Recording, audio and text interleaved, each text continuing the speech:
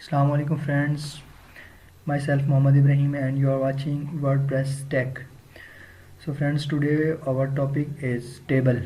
हम आज के लेक्चर में देखेंगे कि हमारे पास हमारे वेब पेज के ऊपर टेबल किस तरह काम करता है, कि हम अपने कंटेंट को टेबल के अंदर किस तरह डिस्प्ले करवाते हैं.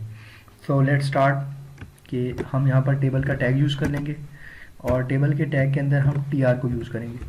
यदि याद रखिएगा कि टी आर हमेशा जो है वो टेबल रो के लिए यूज़ किया जाता है, कि हम टेबल रो के लिए टी आर को यूज़ करते हैं.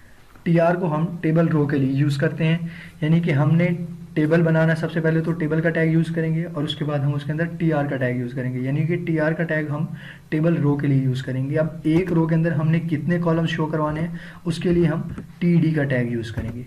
अब इस टी डी का क्या मतलब है कि एक रो के अंदर जितने कॉलम शो करवाने होंगे हम उतने ही टी डी यूज़ कर लेंगे. सपोज मैं इसको फर्स्ट टी डी के नाम से यूज़ कर लेता हूँ और देन मैं एक और टी डी यूज़ कर लेता हूँ, तो ये मेरे पास हो जाएगा सेकंड टी डी. मैं इसको सेव करता हूँ और मैं इसको डिस्प्ले करता हूँ. तो ये देखें, ये मुझे अब दो कॉलम शो हो रहे हैं. अब ये मुझे क्लियर क्यों नहीं हो रहे, क्योंकि मैंने इसको बॉर्डर नहीं दिया. तो जब तक मैं इसको बॉर्डर नहीं दूंगा तब तक ये मुझे प्रॉपर तरीके से विजिबल नहीं होंगे, एक टेबल की फॉर्म में नहीं आएंगे. अदरवाइज ये टेबल की फॉर्म में है, बट सिर्फ और सिर्फ क्या है, इनके बॉर्डर्स नहीं शो हो. फ्रेंड्स, हम अपने टेबल के कंटेंट को विजिबल करने के लिए कि हमारे पास वेब पेज के ऊपर टेबल जो है वो प्रॉपर फॉर्म में शो हो रहा है कि नहीं, तो इसके लिए हम बॉर्डर की प्रॉपर्टी को यूज़ करेंगे. हम टेबल के टैग के अंदर ही बॉर्डर को यूज़ करेंगे. यहाँ पर टेबल के साथ हम लोग बॉर्डर का टैग यूज़ करेंगे और इसको कोई भी बॉर्डर दे देते हैं. 1 का मतलब है बॉर्डर की थिकनेस, के बॉर्डर कितना थिक होना चाहिए. तो ये हमें कुछ इस तरह से विजिबल होगा कि मतलब अब हमारे पास क्या है, ये एक प्रॉपर टेबल की फॉर्म में आ गया है कि मेरे पास इसके ऊपर इसकी बाउंड्रीज आ गई हैं जो कि प्रॉपर तरीके से ये मुझे शो कर रही हैं कि ये मेरे पास एक टेबल है. सपोज करता हूँ कि मैं इस टी आर के बाहर एक और टी आर बना लेता हूँ. इस टी आर के अंदर मैं as it is T D दे देता हूँ, जो कि मेरे पास टेबल के अंदर कॉलम है, यानी कि इसको मैं कोई भी नेम दे देता हूँ.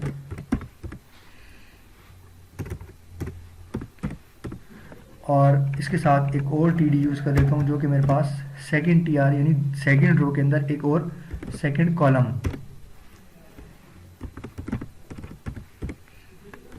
मतलब कि कुछ भी.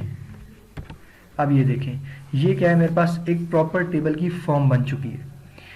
गाइस, हमारे पास हमारे वेब पेज के ऊपर जो है वो टेबल इस तरह काम करता है. अब अक्सर हम लोग टेबल देखते हैं कि हमारे पास जो है वो टेबल के अंदर जो सबसे फर्स्ट एलिमेंट होता है बोथ साइड के ऊपर, लेफ्ट एंड राइट साइड के ऊपर, तो वो क्या होता है, वो हाईलाइटेड होता है. तो फ्रेंड्स, उसके लिए टी आर के अंदर टी एच यानी कि टेबल हेडिंग का टैग यूज़ किया जाता है, जो कि क्या करता है, हमारे पास हमारे फर्स्ट सबसे टॉप एलिमेंट को या टेबल के फर्स्ट कॉलम के अंदर जो कुछ लिखा जाता है उसे हाईलाइटेड कर देता है. तो मैं आपको यहाँ पर ये करके दिखाऊंगा. टी एच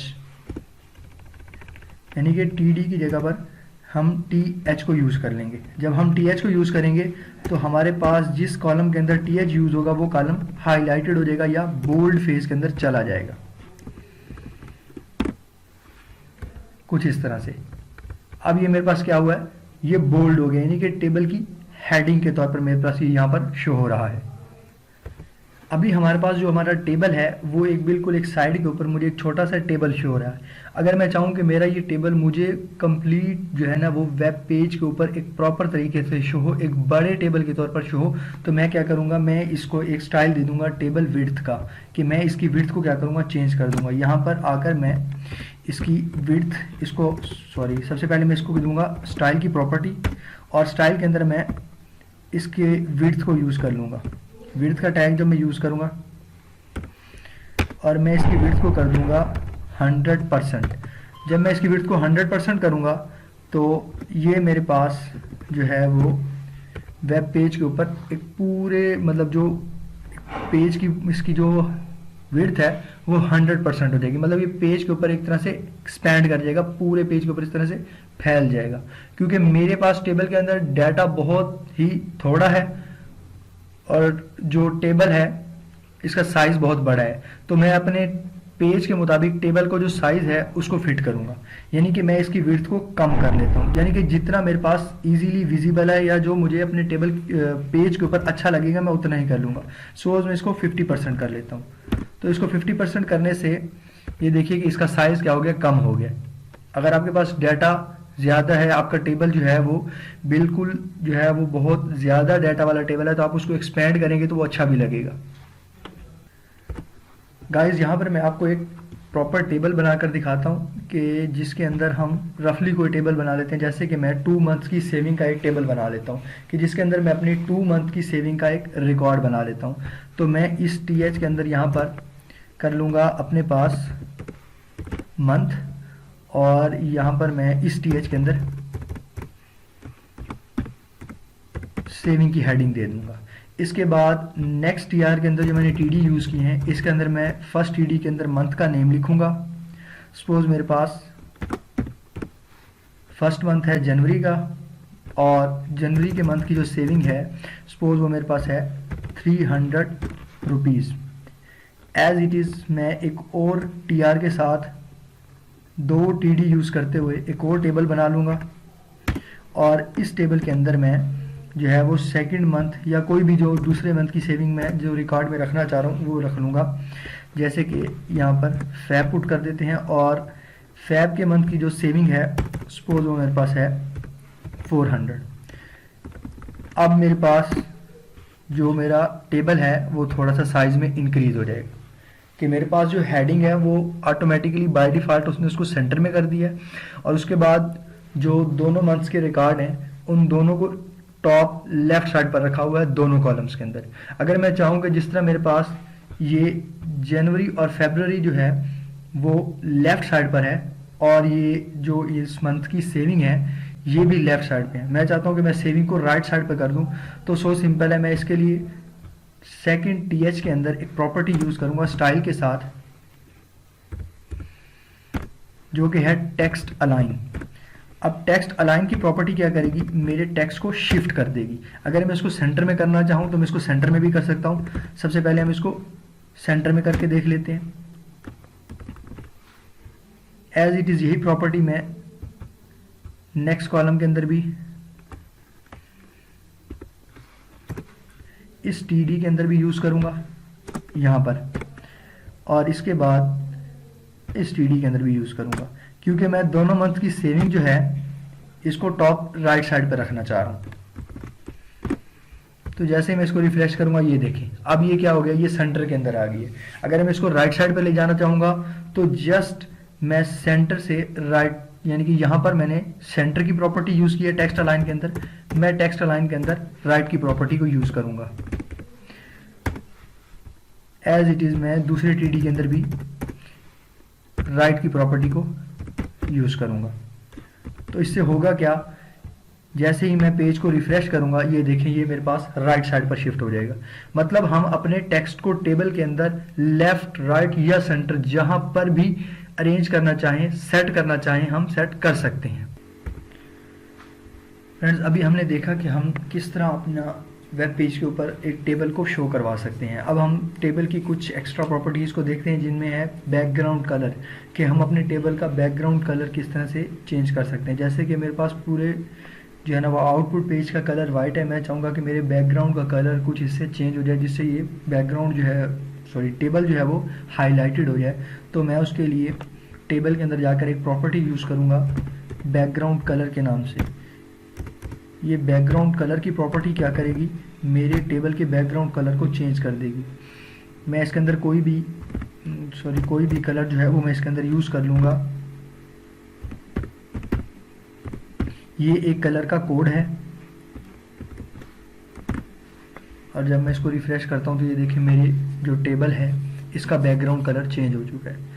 फ्रेंड्स, इसी तरह हम अपने बैकग्राउंड कलर यानी कि टेबल के साथ साथ हम सेल्स का बैकग्राउंड कलर भी चेंज कर सकते हैं। वो किस तरह करेंगे कि हम लोग सिंपल अपने जिस सेल का बैकग्राउंड कलर चेंज करना हो उसके अंदर जाकर स्टाइल की प्रॉपर्टी को यूज़ करते हुए सिंपल BG कलर की प्रॉपर्टी को यूज़ करेंगे,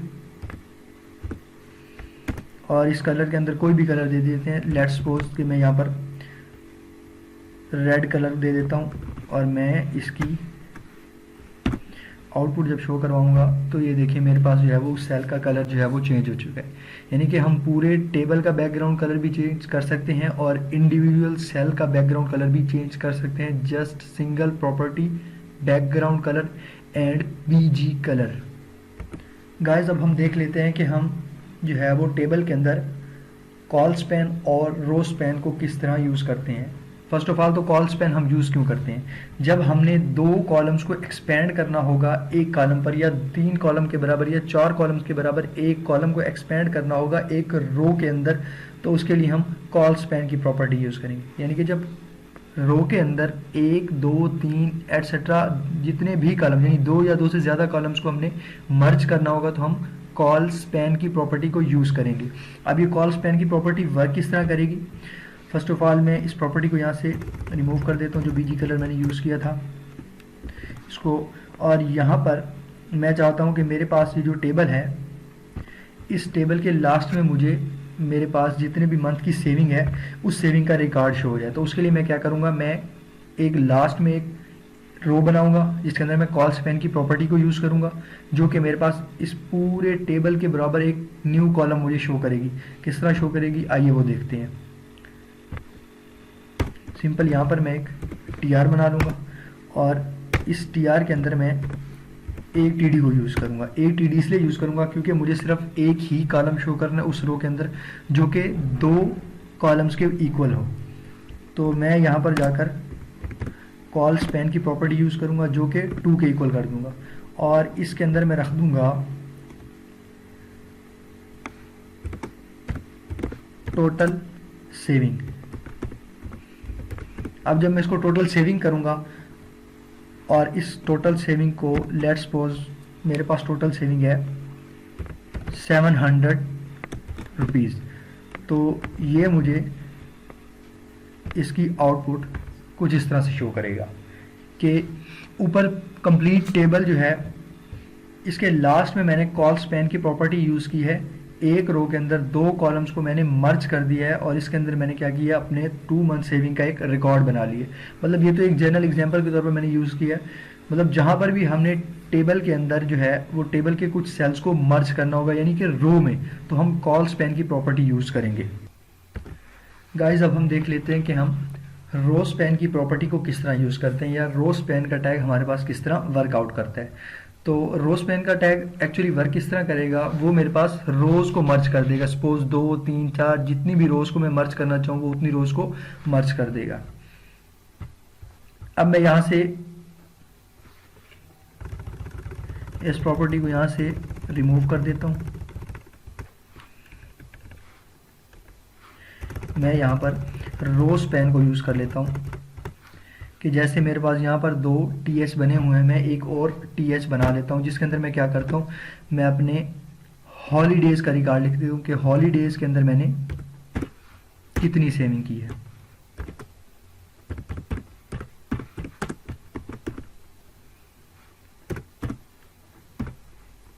हॉलीडे सेविंग। अब मैंने हॉलीडे सेविंग के नाम से एक TH बनाई है।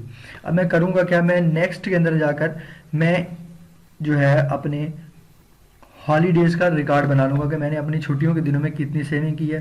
मतलब एक खुद से मैं उसको लेट्स सपोज कर रहा हूँ। आपके पास जिस तरह का टेबल रिक्वायर होगा आपको उसके हिसाब से काम करना है, लेकिन मैं आपको सिर्फ यहाँ पर ये बताना चाह रहा हूँ कि हमारे पास रो स्पैन वर्क किस तरह करता है। सपोज मैं इस TD के बाद यहाँ पर एक नया TD बना लेता हूँ।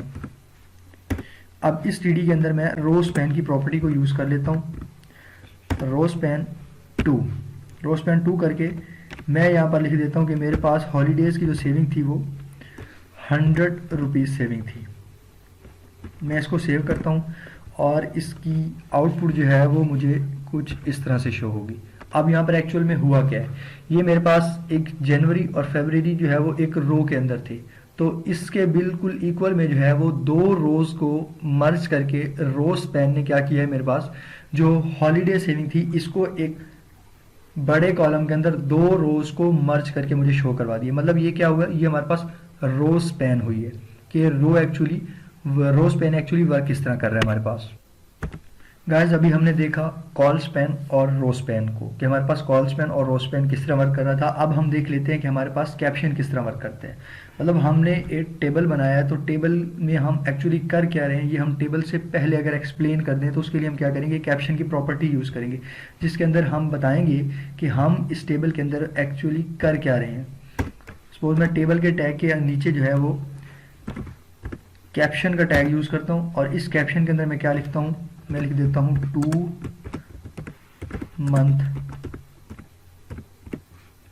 सेविंग, और 2 मंथ सेविंग के साथ साथ हॉलीडे सेविंग,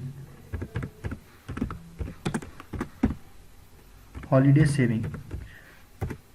अब ये मेरे पास क्या हो जाएगा, मेरे पास टेबल के बिल्कुल सेंटर में, टेबल के ऊपर जो है वो एक कैप्शन आ जाएगा, जिसके ऊपर लिखा हुआ आ जाएगा कि इस टेबल के अंदर एक्चुअली हमने काम क्या किया। 2 months holiday, 2 month saving and holiday saving. अब ये क्या है मेरे पास, इसके अंदर इस कैप्शन के अंदर मैंने डिस्क्राइब किया कि मैं इस टेबल में कर क्या रहा हूँ। अब इसका साइज थोड़ा सा बिल्कुल जो है वो छोटा सा है, मतलब अजीब सा लग रहा है, एक प्रॉपर तरीके से मैच नहीं कर रहा। तो मैं यहाँ पर इसको कोई ना कोई हेडिंग दे दूंगा, जिससे क्या होगा, इसका साइज थोड़ा सा इंक्रीज कर जाएगा और ये बोल्ड हो जाएगा। सपोज मैं यहाँ पर H3 की प्रॉपर्टी को यूज़ करता हूँ, यानी कि H3 का टैग यूज़ कर लेता हूँ, और H3 के टैग के अंदर मैं इस कैप्शन को दे देता हूँ। तो मेरे पास एक्चुअली आउटपुट कुछ इस तरह से शो होगी कि मेरे पास ये कैप्शन का टैग एक्चुअली वर्क किस तरह कर रहा है। आज के लिए इतना ही फ्रेंड्स, और मोर वीडियोस के लिए हमारे साथ जुड़े रहिए। Thanks for watching. अल्लाह हाफिज़।